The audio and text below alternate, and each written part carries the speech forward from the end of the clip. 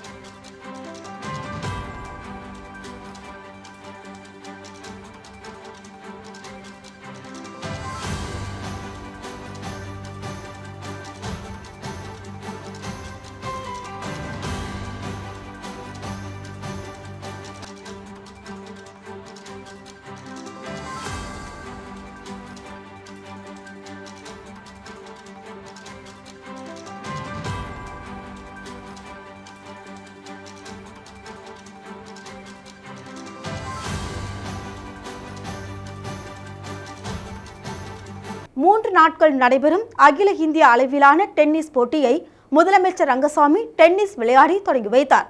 புதுச்சேரியில் என்ஆர் கோப்பைக்கான அகில இந்திய அளவிலான டென்னிஸ் போட்டி இன்று தொடங்கியது.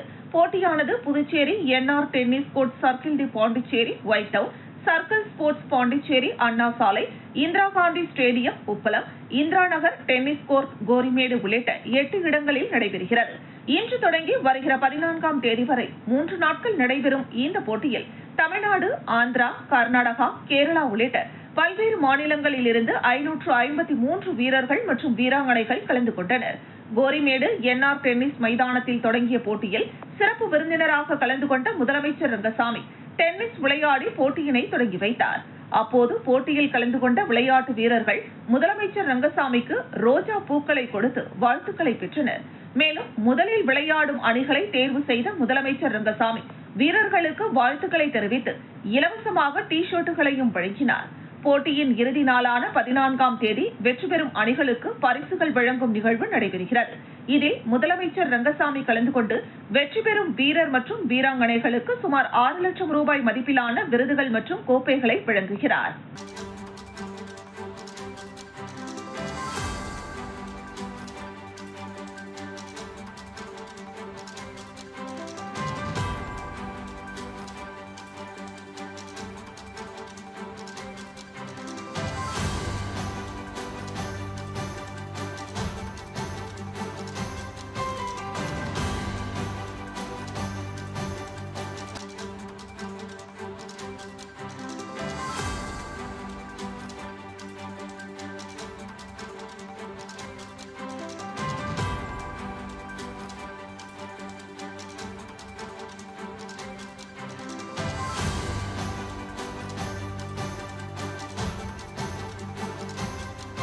லான்சன் டொயோட்டா நிறுவனம் புதிய மற்றும் பயன்படுத்தப்பட்ட கார்களின் விற்பனை தொடக்க விழா நடைபெற்றது.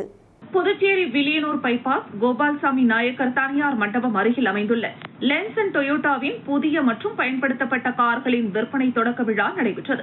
இந்த விழாவிற்கு சிறப்பு அழைப்பாளர்களாக தொழிலதிபர்கள் ஜனார்த்தனன், சூர்யா, கோபி மற்றும் லான்சன் டொயோட்டா தலைமை நிர்வாகிகள் தலைவர் தம்பி, ராதாகிருஷ்ணா அக்மார், திருமதி சரவண சுந்தரி ஆகியோர் கலந்து கொண்டு குத்துவிளக்கேற்றி துவக்கி வைத்தனர்.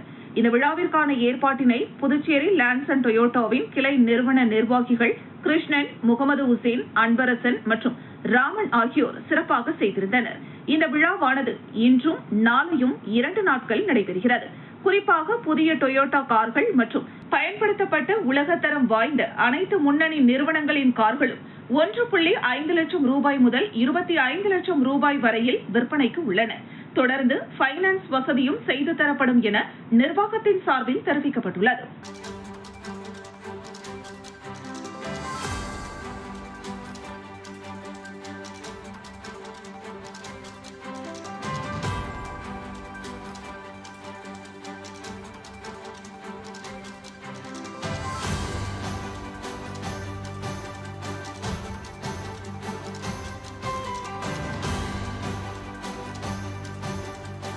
தொழில் நிறுவன உரிமையாளர் தங்களது நிறுவனங்கள் மற்றும் ஊழியர்களின் விவரங்களை டிஜிட்டல் முறையில் பதிவு செய்ய அறிவுறுத்தப்பட்டுள்ளது. தொழிலாளர் அரசு காப்பீட்டுக் கழகத்தின் 155வது கார்ப்பரேஷன் கூட்டம் மத்திய தொழில் மற்றும் வேலைவாய்ப்பு, இளைஞர் நலன் மற்றும் விளையாட்டுத்துறை அமைச்சர் டாக்டர் மன்சுக் மாண்டவியா தலைமையில் நடைபெற்றது.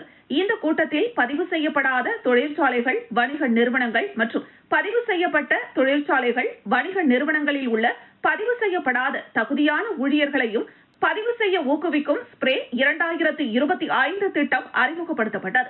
இந்த திட்டம் ஜூலை 1 முதல் டிசம்பர் 31 வரை அமலில் இருக்கும். இதன் மூலம் தொழில் நிறுவன உரிமையாளர்கள் தங்களது நிறுவனங்கள் மற்றும் அதில் பணிபுரியும் ஊழியர்களின் விவரங்கள் ESIC இணையதளம், ஸ்ரம் ஸ்வீதா இணையதளம் மற்றும் MCA இணையதளம் ஆகியவற்றின் மூலம் டிஜிட்டல் முறையில் பதிவு செய்யலாம். இந்த திட்டத்தின் முக்கிய அம்சங்கள்: முதலாளிகள் அறிவித்த தேதியிலிருந்து ESI சமூக பாதுகாப்பு திட்டம் அமலுக்கு வரும். முந்தைய காலத்திற்கான பங்களிப்பு தொகை செலுத்த வேண்டிய அவசியம் இல்லை. அதற்குரிய அபராதமும் விதிக்கப்படாது. ஆய்வின் போது முந்தைய காலத்திற்கான எந்தவிதமான பதிவுகளோ அல்லது ஆவணங்களோ தாக்கல் செய்ய வேண்டியதில்லை. முந்தைய காலத்திற்கான எந்தவிதமான சட்ட நடவடிக்கையும் எடுக்கப்படாது. எனவே புதுச்சேரி மற்றும் காரைக்கால் மாவட்டங்களை சேர்ந்த மற்றும் தொழில் நிறுவன உரிமையாளர்கள் தங்களது தொழிற்சாலைகளில் ஊழியர்களை பதிவு செய்ய இந்த திட்டத்தை பயன்படுத்திக் கொள்ளுமாறு கேட்டுக் கொள்ளப்படுகிறார்கள். மேலும் தகவலுக்கு அருகில் உள்ள ESI கிளை அலுவலகம் அல்லது புதுச்சேரி ESI மண்டல அலுவலகத்தை 0413235764 என்ற எண்ணில் தொடர்பு கொள்ளலாம் அல்லது www.nsic.government.in என்ற இணையதளத்தை பார்வையிடலாம். ஜிப்மரில் சுனாமி பேரிடர் மீட்பு ஒத்திகை நடைபெற்றது. தேசிய பேரிடர் மேலாண்மை ஆணையத்தின் பரிந்துரைகளின்படி புதுச்சேரி அரசின் பேரிடர் தயார்நிலை முயற்சியின் ஒரு பகுதியாக சுனாமி பேரிடர் மீட்பு ஒத்திகை பயிற்சியை புதுச்சேரி ஜிப்மர் நடத்தியது. இயற்கை பேரிடரால் ஜிப்மரின் தயார் நிலை, மற்ற மீட்பு குழுக்களுடனான ஒருங்கிணைப்பு மற்றும் அவசர காலத்தில் எதிர்கொள்ளும் நெறிமுறைகளை சோதிப்பதை இந்த பயிற்சி நோக்கமாக கொண்டு நடத்தப்பட்டது. மருத்துவ கண்காணிப்பாளர் அலுவலகம், நர்சிங் பிரிவு, பாதுகாப்பு மற்றும் தீயணைப்பு பிரிவு மற்றும் பிற துணை மருத்துவ பிரிவுகளுடன் இணைந்து இந்த பயிற்சியை ஜிப்மர் அவசர சிகிச்சை துறை ஒருங்கிணைத்து நடத்தியது. இந்த பயிற்சி சுனாமி எச்சரிக்கை ஒலியை தொடர்ந்து பாதிக்கப்பட்டவர்களை பாதுகாப்பான இடங்களுக்கு மீட்டு சென்று சிகிச்சை அளிக்கும் வகையில் நடைபெற்றது. தீயணைப்பு, பாதுகாப்பு ஊழியர்கள், பண்டக ஊழியர்கள், மருத்துவ பதிவேடு துறை, உடற்கல்வித்துறை மற்றும் ஜிப்மர் விளையாட்டு மைதான ஊழியர்களை தன்னார்வலர்களாக கொண்டு சுனாமியில் பாதிக்கப்பட்டவர்களை மருத்துவ சிகிச்சைக்கு மீட்டு சென்று உரிய மருத்துவ சிகிச்சையை பெறும் வண்ணம் நடைபெற்றது. இதற்காக செவிலியர் மற்றும் மருத்துவ குழுக்கள் அடங்கிய முகாம்கள் நிறுவப்பட்டன. இதில் பாதிக்கப்பட்டவர்கள் மற்றும் அவர்களின் உறவினர்களாக 80 செவிலியர் பயிற்சி மாணவர்கள் நடித்து காட்டினர். பேரிடர் தொடர்பான அவசர நிலைகளை கையாள போதுமான மருத்துவ வசதிகளை திரட்டுதல், மருத்துவ பிரிவு, அவசர நிலை மற்றும் உள்நோயாளி பகுதிகளில் தேவையான சுகாதார பணியாளர்களை நிறுவுதல், நோயாளி போக்குவரத்திற்கான ஆம்புலன்ஸ் சேவைகளின் தன்மை மற்றும் துரித போக்குவரத்தை உறுதிப்படுத்துதல், அவசரகால மருத்துவ பிரிவு மற்றும் விபத்து மேலாண்மை நெறிமுறைகளை செயல்படுத்துதல், வளாகத்திற்குள்ளும் அதை சுற்றியுள்ள சமூக பரப்புகளிலும் மீட்பு பணிகளை உருவகப்படுத்துதல். இந்த பயிற்சியை மேற்பார்வையிட்ட ஜிப்மரின் பொறுப்பு மருத்துவ கண்காணிப்பாளர் டாக்டர் வினோத்குமார், பயிற்சியின் போது உருவகப்படுத்தப்பட்ட ஒருங்கிணைந்த மீட்பு பணிகளை பாராட்டினார். சரியான நேரத்தில் நடவடிக்கை, மீட்பு குழுக்களுடனான ஒருங்கிணைப்பு மற்றும் முறையான தயார்நிலை ஆகியவற்றின் முக்கியத்துவத்தை இந்த பயிற்சி எடுத்துக்காட்டியதாகவும், நெருக்கடி காலங்களில் திறம்பட எதிர்கொள்ளும் ஜிப்மரின் திறனை இதுபோன்ற பயிற்சிகள் மேலும் மேம்படுத்தும் என்றும் அவர் கூறினார். ஜிப்மரின் இயக்குநர் டாக்டர் வீர்சிங் நேகி அவசர கால சூழலில் ஜிப்மரின் தயார் நிலையை குறிப்பிட்டு பேசினார். பாதுகாப்பான, வலிமையான மற்றும் மீள்தன்மை கொண்ட சமூகத்திற்கான பேரிடர் மீட்பு தயார் நிலை அத்தியாவசியம். இதுபோன்ற மாதிரி பயிற்சிகள் உயிர்களை காப்பாற்றுவதில் ஜிப்மரின் அர்ப்பணிப்பையும் மற்றும் அதற்காக தேவைப்படும் பயிற்சிகளை துரிதமாகவும் திறம்படவும் செயல்படுத்துவதை பிரதிபலிக்கின்றன என்று கூறினார். இந்த பயிற்சி ஒரு விளக்க உரை மற்றும் பங்கேற்பாளர்களின் கருத்து பரிமாற்றங்களுடன் நிறைவடைந்தது.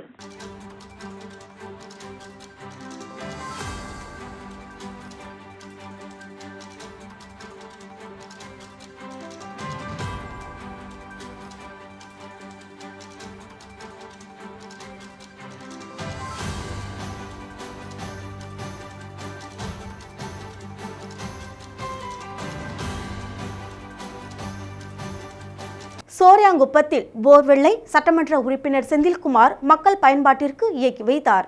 புதுச்சேரி மாநிலம் சோரியாங்குப்பம் கிராமத்தில் அமைக்கப்பட்ட புதிய போர்வெல்லை சட்டமன்ற உறுப்பினர் செந்தில்குமார் பூமி பூஜை செய்து இயக்கி வைத்தார்.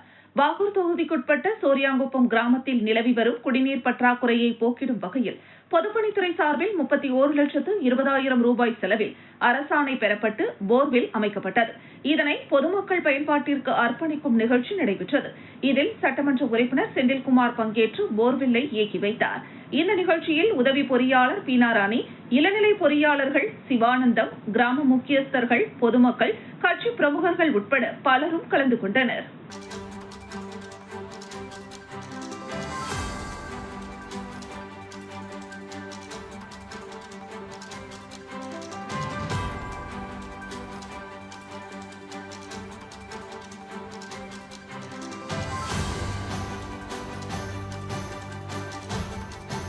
ரெட்டியார்பாளையம் சுதாகர் நகரில் அமைந்துள்ள ஸ்ரீ முத்துமாரியம்மன் ஆலய திருப்பணிக்கு 75,000 ரூபாயை பாஜக துணைத் தலைவர் சரவணன் வழங்கினார்.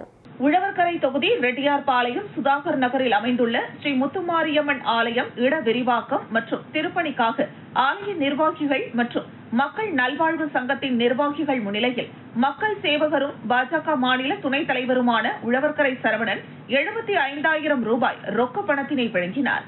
இந்த நிகழ்ச்சியின் போது ஊர் தலைவர்கள் குமரகுரு, மூர்த்தி, சிவாஜி, கண்ணன், ராதாகிருஷ்ணன், விஜய், விநாயகம், புருஷோத், மாக்பாஸ், பூபாலன், மணிகண்டன் மற்றும் நலவாழ்வு சங்க நிர்வாகிகள் கலந்து கொண்டனர்.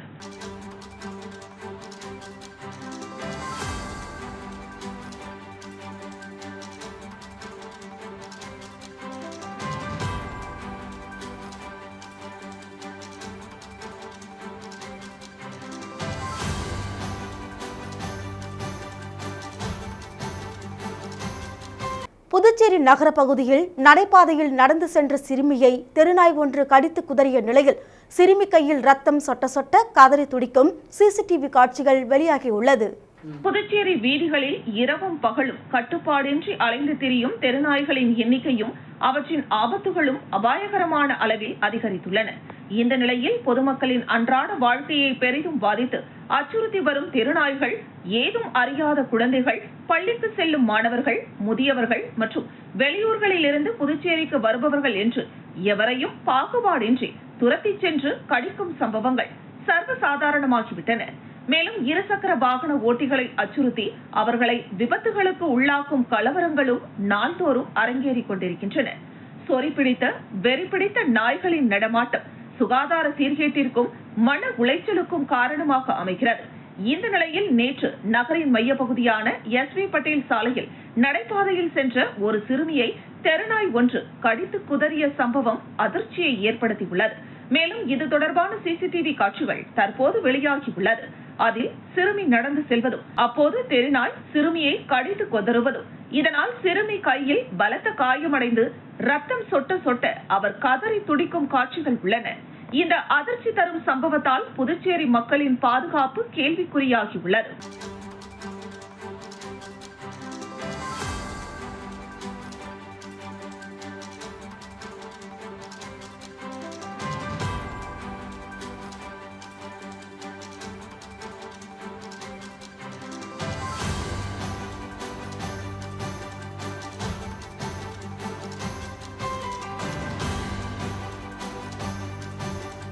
குடிநீரால் பாதிக்கப்பட்ட நெல்லித்தோப்பு தொகுதி மக்களுக்கு திமுக பொதுக்குழு உறுப்பினர் கார்த்திகேயன் இலவசமாக 20 லிட்டர் தண்ணீர் கேன் வழங்கினார். புதுச்சேரியில் கடந்த 10 நாட்களாக குடிநீரில் கழிவுநீர் கலக்கப்பட்டதால் மாநிலம் முழுவதும் சுமார் 50க்கும் மேற்பட்டோர் பாதிக்கப்பட்டு தற்போது வரை சிகிச்சை பெற்று வருகின்றனர். இதேபோல் நெல்லித்தோப்பு தொகுதிக்குட்பட்ட சக்தி நகர் பகுதியில் குடிநீரால் மக்கள் பாதிக்கப்பட்டுள்ளனர். இதனையடுத்து திமுக பொதுக்குழு உறுப்பினர் கார்த்திகேயன் தனது சொந்த செலவில் சக்தி நகர் முழுவதும் சுமார் 1100 குடும்பங்களுக்கு வீடு வீடாக சென்று இலவசமாக சுத்திகரிக்கப்பட்ட குடிநீர் 20 லிட்டர் கேன் வழங்கினார். தொகுதி செயலாளர் நடராஜன், தலைமை பொதுக்குழு உறுப்பினர் வேலவன், மாணவர் அணி துணை அமைப்பாளர் கண்ணன், மாநில பிரதிநிதி முருகன், தகவல் தொழில்நுட்ப மாநில துணை ஒருங்கிணைப்பாளர் அருண், மாநில இளைஞர் அணி துணை அமைப்பாளர் கிருபா சங்கர், சக்தி நகர் நிர்வாகிகள், பகுதி மாணவர் அணி துணை அமைப்பாளர் சரவணன், தொகுதி மகளிர் அணி துணை அமைப்பாளர் வள்ளியம்மை, பூபதி, உமாபதி, சீனு, ராகவன், ராஜேந்திரன், பெரியசாமி, குமார், சுப்பிரமணி, பிரதீப், ராபர்ட், கணேஷ், கோகுல், யுவராஜ், பாலாஜி, தொகுதி செயற்குழு உறுப்பினர் ஜெகதீசன், குமார், சரவணன், இளைஞரணி சாமிதாஸ், தொகுதி தகவல் தொழில்நுட்ப அணி துணை ஒருங்கிணைப்பாளர் ஞானவேல் மற்றும் தொகுதி மாணவர் அணி அமைப்பாளர் அருண் உட்பட பலர் உடனிருந்தனர்.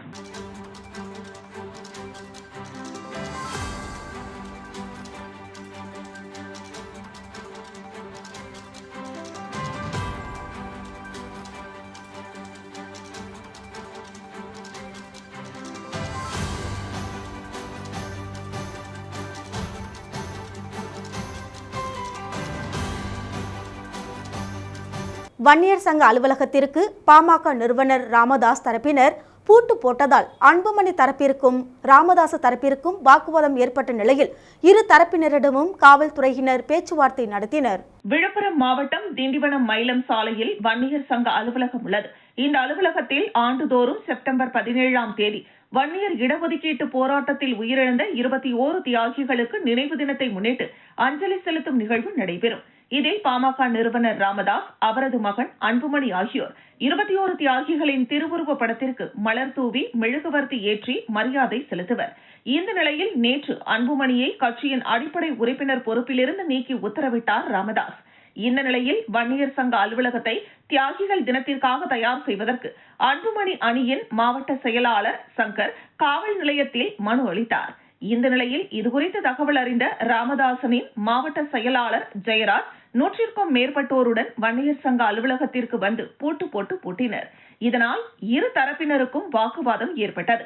இந்த நிலையில் காவல் ஆய்வாளர் பிரகாஷ் தலைமையிலான காவல்துறையினர் இருவரையும் சமாதானம் செய்து காவல் நிலையத்திற்கு அழைத்து சென்றனர்.